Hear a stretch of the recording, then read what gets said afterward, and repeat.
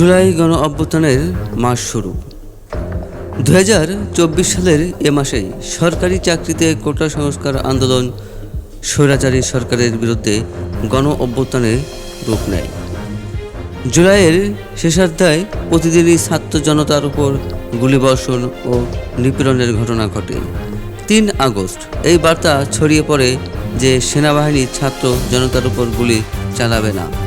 4 August rava ক্লাবে সাবেক সেনা কর্মকর্তারা আন্দোলনের পক্ষে অবস্থান নেওয়ার ঘোষণা দেন। মিরপুর ও মহাখালী ডিএইচএসে সেখানকার নিয়ম লঙ্ঘন করে সাবেক সেনা কর্মকর্তাদের সন্তানরা সরকার পতনের দাবিতে মিছিল করেন। সামরিক বিশেষজ্ঞদের মতে এইসব ঘটনা আন্দোলনের তীব্রতা বাড়ায়। বিশেষ করে সেনাবাহিনীর 3 আগস্টের সিদ্ধান্ত শেখ হাসিনার পতন অনিবার্য করে তোলে। 5 আগস্ট পতন ঘটে শেখ হাসিনা সরকারের। আজ থেকে নানা কর্মসূচি পালনের মাধ্যমে শহীদ এবং অসংখ্য আহত ছাত্র জনতাকে দেশবাসী শ্রদ্ধার সঙ্গে স্মরণ করবে। জুলাই আগস্টের গণ অভ্যুত্থান স্মরণ, শহীদ ও আহতদের প্রতি শ্রদ্ধা নিবেদন এবং ফ্যাসিবাদ বিরোধী জাতীয় ঐক্য সুসংহত করার লক্ষ্যে মাসব্যাপী কর্মসূচি ঘোষণা করেছে বাংলাদেশ জাতীয়তাবাদী ছাত্রদল। গতকাল মঙ্গলবার ছাত্রদলের কেন্দ্রীয় সংসদের দপ্তর সম্পাদক মোহাম্মদ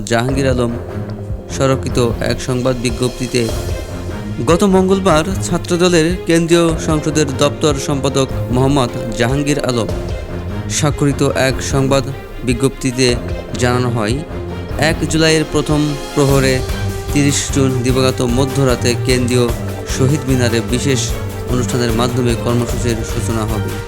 সেখানে আলোয় আলোয় স্মৃতি সমুজ্জ্বল শীর্ষক অনুষ্ঠানে জাতীয় সঙ্গীত পরিবেশন, শহীদদের স্মরণে মোমবাতি প্রজ্বালন এবং শ্রদ্ধা নিবেদন করা হবে। এ উপলক্ষে মাসব্যাপী কর্মসূচি ঘোষণা করেছে বাংলাদেশ জামায়াত ইসলামী। মঙ্গলবার জাতীয় প্রেস ক্লাবের আব্দুল সালাম মিলনায়তনে আয়োজিত সংবাদ সম্মেলনে কর্মসূচি ঘোষণা করেন দলের secretary general Mohammad Golam forward.